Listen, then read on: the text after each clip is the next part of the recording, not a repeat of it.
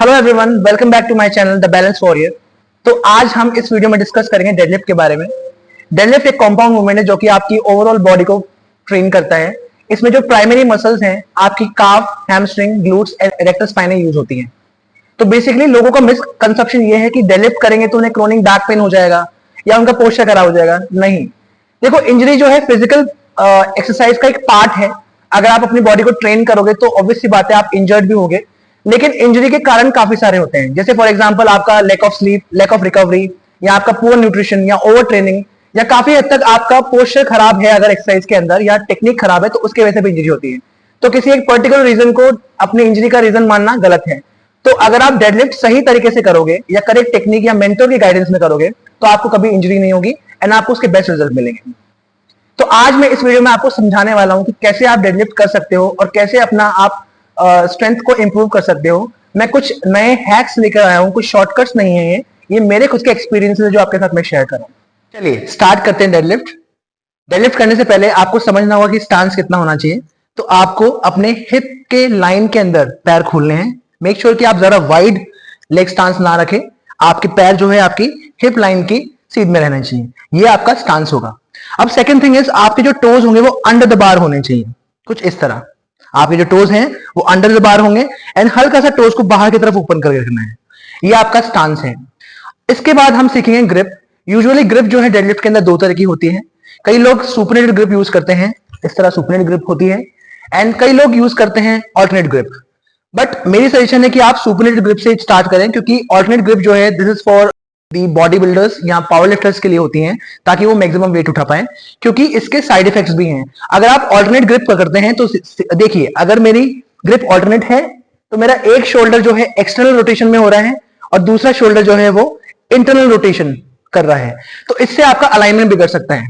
तो best suggestion यही रहेगी कि आप सुपनेटेड ग्रिप यानी इस तरह ग्रिप को पकड़े। इसके बाद हम नेक्स्ट स्टेप सीखेंगे। जब आप ग्रिप पकड़ेंगे तो आपको ध्यान रखना है दोनों पैरों के बाहर से आपको बार को होल्ड करना है, कुछ इस तरह। मैं एक बार फिर से रिपीट करता हूं। आपका स्टांस रहेगा आपकी हिप लाइन के सीध में, टोज हल्के से बाहर की तरफ और टोज आपके अंडर द बार रहेंगे, एंड ग्रिप रहेगा आपका सुपनेटेड एंड आपको अपने लेग्स के बाहर से बार को ग्रिप करना है। ग्रिप करने के बाद आपको अपने हिप्स को डाउन नीचे की तरफ लेकर आना है ताकि आपकी बैक स्ट्रेट हो जाए।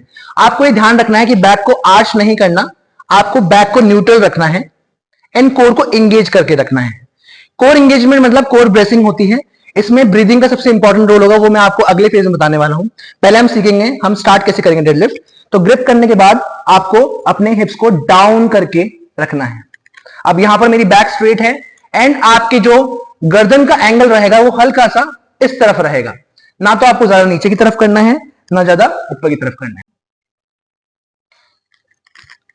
इसके बाद हम लिफ्ट करेंगे। अभी लिफ्ट करते वक्त आपको ध्यान रखना है कि आपको अपने लेग्स का फोर्स लगाना है अपनी अर्थ पर। मतलब ऐसा सोचिए कि आप अपने पैरों से जमीन को नीचे की तरफ धक्का मार रहे हैं, तो ऑटोमेटिकली आपका वेट लिफ्ट करने लगेगा। एंड लिफ्ट करते वक्त आपको ध्यान रखना है कि आपको वेट लिफ्ट करना है अपनी अपर बॉडी से, हाथों से नहीं लिफ्ट करना। हाथ केवल आपके वेट को सपोर्ट कर रहे हैं लिफ्ट करने के लिए। जितने भी वर्टिकल लिफ्ट्स हैं उसमें आपको अपर बॉडी से ही अपना वेट लिफ्ट करना है।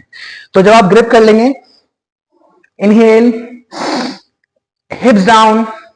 अब यहां पर मैं जमीन को नीचे की तरफ धक्का मारूंगा पैरों से, ऑटोमेटिकली ये वेट उठ जाएगा।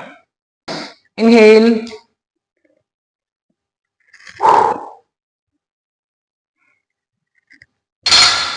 ये हुआ आपका पहला फेज जब आप वेट को नीचे से ऊपर की तरफ लिफ्ट करते हैं। एंड सबसे इंपॉर्टेंट बात जो ये है कि आपको अपनी बार, आपकी जो बार है वो थाइस के क्लोज रखनी है।